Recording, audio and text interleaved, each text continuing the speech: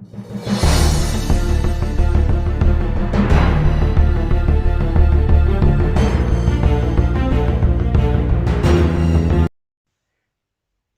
Saturday, Cubes of the Cash. Gary B, the Casual Comic Guy here with Sabbath Saturday Comic Review number 45. Today, we're featuring a short story that was a backup story in issue number 48 of Conan the Barbarian. And I'll put pictures over here as usual. And what we're going to have is a review of the story called Episode. And by review, of course, this is Savage Saturday. So everything we're going to do is full spoilers. These are old issues that I don't think most people have their hands on. And if they do, they've already read them. We're doing a full spoilers review for fun. And we're just getting into the story and reviewing the actual story itself. The art and the writing, the conclusion, and if she's in character through the writer, and she is because she's written by none other than Roy Thomas in this short story entitled Episode. We have John Buscema, Dick Giordano on the art duties, so you already know the art's going to be great. Big John's involved, gotta love it. And it starts out with Sonya on the run. So she's got a price in her head. She slew the king of Padishah, and she wanders into this dark wood, and she finds a path, and it's a swifter path, but it doesn't mean it's going to be the quickest way to where she's going. And she's remembered a friend of hers, a guy with an earring, and you're seeing these flashbacks, so you know that it's going to turn into something down the road. But her and the horse are going through the path at a good gallop, and she spots something ahead. She tries to halt the horse, but she can't do it. It's a giant web, and her and the horse go headlong into it, and they're both stuck fast. A couple pretty giant guys come up, and they tell her to stop struggling, and they cut her loose. And they look like brothers, almost like twins. Okay, so they cut her loose, and the horse is eaten by this giant spider in the web. Before they're even gone, it's already spinning the horse up. So she avoided a fate. So she's not doing too much struggling right now. She's kind of playing along, going to see how this goes, what's happening. And they take her into this castle in the middle of Darkwood. And once inside, she's kind of surprised at how civilized the castle is, the amenities that are in there. And there's a big tankard of ale with a pitcher, and she pours herself. She's drinking. The two brothers that look like twins leave her alone, and in comes a wizard named Vicentius. And he's having a regular conversation with her. He tells her as a host. He asks her when she was born. She tells him the year of the tiger. And his evil glare kind of lights up at him. And he's being polite, but in a menacing way. And he tells her that he doesn't mean to be rude, but that her coming was very fortuitous. And she says, I don't see how. I lost my horse. I got kidnapped by your two thugs. He goes, I didn't mean fortunate for you. Fortunate for him. And that's when the drug in the ale hits her, and Sonya's down.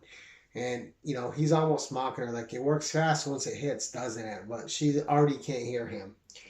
When she regains consciousness, she's tied to a table. And she finds out through talking with Vicentius that the spider is also in control of him, and he captures people that way to bring to his place to sacrifice to his gods, whose names are unpronounceable. But he needed a woman, and when she wakes up in the dungeon, there's a guy in another slab next to her, and his name is Hunwolf, and he's been there a few weeks, and they've been keeping him alive and keeping him going because he needs to sacrifice both a man and a woman to his gods. They have the hunger for both, and there's men and women in those gods, and they each want something different. So Sonya is, even though she's tied fast, her arms are tied down, but the mistake is her legs are free. So she says, fine, send me to my death, as long as my ears won't have to hear any more of your yammering, which enrages him, and he rushes her with a knife, saying, fine, I'll slay you first. It was going to be him. So be it. But once he gets close enough, she whips her legs up, captures him around the neck, and threatens to break his neck when she has him in the hold, unless he releases the knife, which he does. She cuts herself free, and she has no wish to kill the wizard if she doesn't have to. But right now, he is super scared because now all he can think of is if he doesn't have these sacrifices, what these gods are going to do to him. And he's telling her, like she would care because he was going to kill her anyway. And he rushes her again, and she has no choice but to stab him and kill him. And after killing him, she goes over and she sets the other guy free, Hunwolf. And he thanks her, and then the brothers come in, and the brothers see that the wizard's dead, and Sonya wants to try to talk to him, but Hunwolf grabs a blade, throws it, and kills one of the brothers instantly, sending the other one in a rage, forcing Red Sonya's hand, and she has to kill him. And it's great action, and you're seeing that Sonya's not a mindless warrior. She doesn't want to kill just to kill. She doesn't have any qualms about killing, but she's not going to do it unless it's absolutely necessary.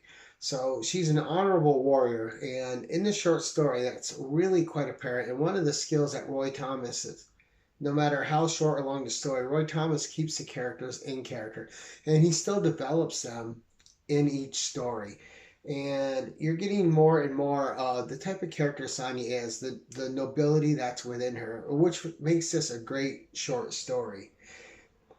She didn't want to slay the guy, and she tells Hunwolf, she goes, "You forced the hand. I don't kill unless there's a need to kill. You made that need apparent, so I did it, but I'm not happy about it." Hunwolf doesn't really care, and he's bragging to her, and he's saying how much he likes her. She's a fine warrior, and now, and he's telling her that he's used to the finer things in life. And the whole time he's twirling this earring. But she notices what earring it is. It's off the friend that she was thinking about at the beginning of the story. So now she knows that he killed her friend. And he's trying to convince her to go with him. And she says, "Look, I just want simple employment, enough to get a bit of bread with, live a little with."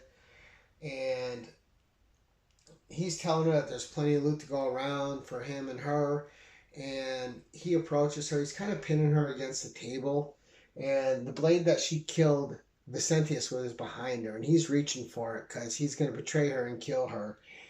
But before he can stab her in the back, she runs him through with the blade. And you can see the cowardice in his eye and the realization that he's been bested. He's going to die right now. And he's like, "What have you done?" And she's like, "Nothing you weren't going to do to me." And she could tell. He goes, "How did you know I was going to betray you?" She goes, "Once you knew that I knew you killed a friend of mine, it was a foregone conclusion." Basically letting her know she's not stupid. She wasn't going to be played, and she beat him to the punch. And again, she was forced to kill when she didn't want to kill, but she had to do it to preserve her own life. And then Sonya's on her way, still on the run from the price in her head, but out, escaping. Everyone in there is dead now. Hunwolf's dead, the two brothers are dead, and Vicentius, the wizard, is dead.